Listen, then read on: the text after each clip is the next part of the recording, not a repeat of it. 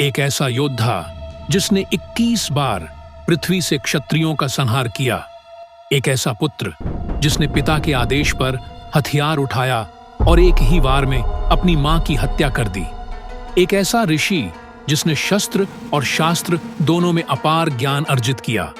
और एक ऐसा अवतार जो अमर है, जो युगों युगों तक जीवित रहने वाला है। तो कौन है भगवान परशुराम? एक योद्धा, एक ऋषि या एक अवतार? भगवान विष्णु के छठे अवतार भगवान परशुराम का जन्म महर्षि जमदग्नि और माता रेणुका के घर हुआ।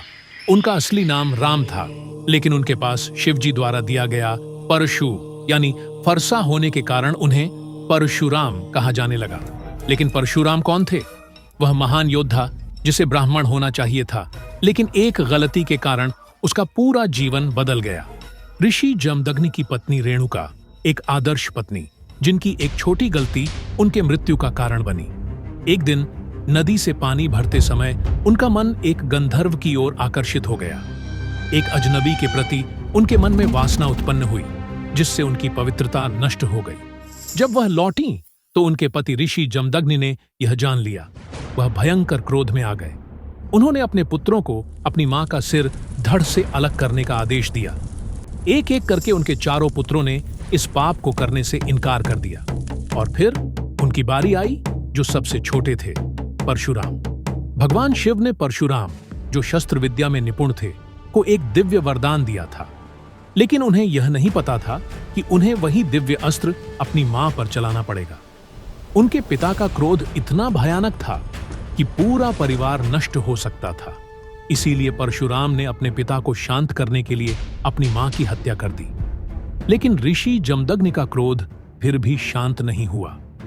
अपने आदेश की अवहेलना करने के पाप में उन्होंने अपने चारों पुत्रों को दंड दिया। परशुराम को एक एक करके अपने सभी भाइयों की हत्या करनी पड़ी। परशुराम ने बिना किसी सवाल के अपने पिता की आज्ञा का पालन किया। इससे ऋषि जमदग्नि अत्यंत प्रसन्न हुए और उन्होंने परशुराम से वरदान मांगने को कहा। परशुराम ने कहा, मैं चाहता हूं कि मेरी मां और मेरे भाई पुनर्जीवित हो जाएं और उन्हें अपनी मृत्यु की कोई स्मृति न हो।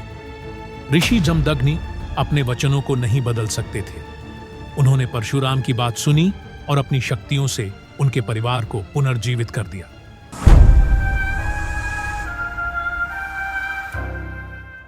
परशुराम योद्धाओं के संहारक के रूप में जाने जाते हैं, लेकिन इसके पीछे एक कारण था। महिष्मती साम्राज्य का एक राजा जिसने पूरे विश्व पर अधिकार कर लिया था। यह था कार्तवीर्य अर्जुन, जिसे सहस्रबाहु के नाम से भी जाना जाता है।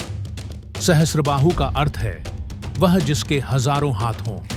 कहते हैं कि कार्तवीर्य अर्जुन ने महर्षि दत्तात्रेय की तपस्या कर उन्हें प्रसन्न किया था, जिससे उन्हें एक वरदान मिला। उन्होंने मांगा कि उन्हें 1000 भुजाएं प्राप्त हों, जिससे कोई भी उनकी शक्ति के सामने खड़ा न हो सके और कोई भी उन्हें युद्ध में पराजित न कर सके। 1000 भुजाओं के साथ सहस्रबाहु की शक्ति की कोई सीमा नहीं थी। इसके बल पर उन्होंने अपने साम्राज्य का विस्तार किया। भूमि, नदी, पर्वत, वन, सब पर सहस्रबाहु का शासन था।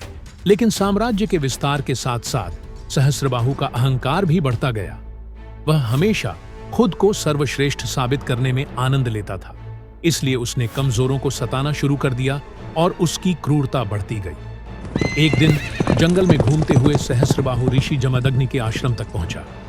महर्षि वैदिक परंपरा के अनुसार अतिथि सत्कार के लिए आगे बढ़े, लेकिन सहस्रबाहु बोला, मैं यहाँ तेरा आतिथ्य स्वीकार करने नहीं आया ब्राह्मण।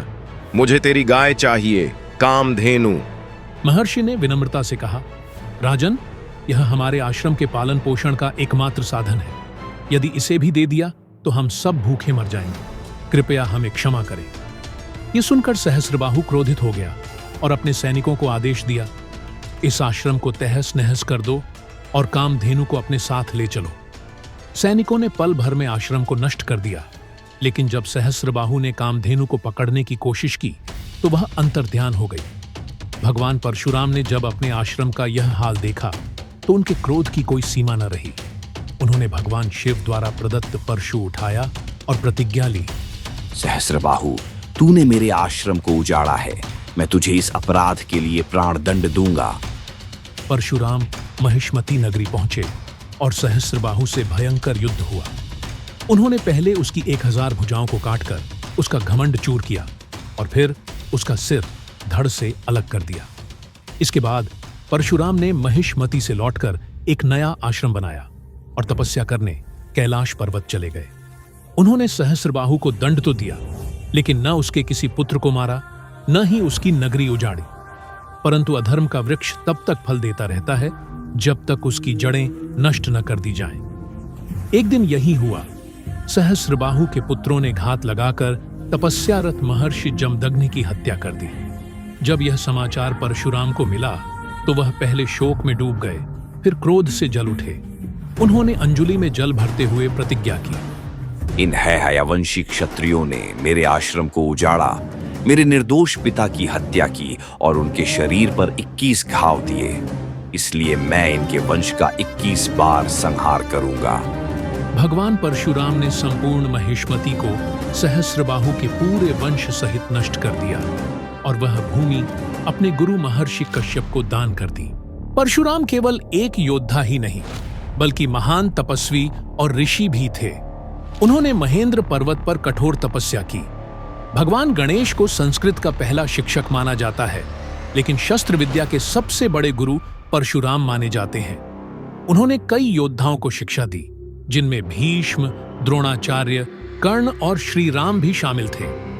वे अपने शिष्यों को केवल शस्त्र विद्या ही नहीं, बल्कि नीति, धर्म और शास्त्रों की शिक्षा भी देते थे। उन्होंने कर्ण को ब्रह्मास्त्र विद्या दी थी, लेकिन जब कर्ण ने झूठ बोला, तब उन्होंने उसे शाप दिया कि वह महत्वपूर्ण समय पर अपने ज्ञान को भूल जाएगा। उनकी तपस्या इतनी प्रभावशाली थी कि कई देवताओं ने उनसे आशीर्वाद प्राप्त किया। हिंदू ग्रंथों के अनुसार भगवान विष्णु के दशावतारों में परशुराम छठे अवतार हैं। माना जाता है कि वह आज भी जीवित हैं और कलयुग में भगवान कल्कि को शिक्षा देंगे। तो आप क्या सोचते हैं? क्या परशुराम आज भी हमारे बीच हैं? क्या परशुराम जी की शक्ति पुनः जागृत होगी और वे कल्कि अवतार के गुरु बनेंगे? कमेंट में बताएं। अगर यह कहानी आपको रोमांचित कर गई तो हमारे चैनल को लाइक, शेयर और सब्सक्राइब करें।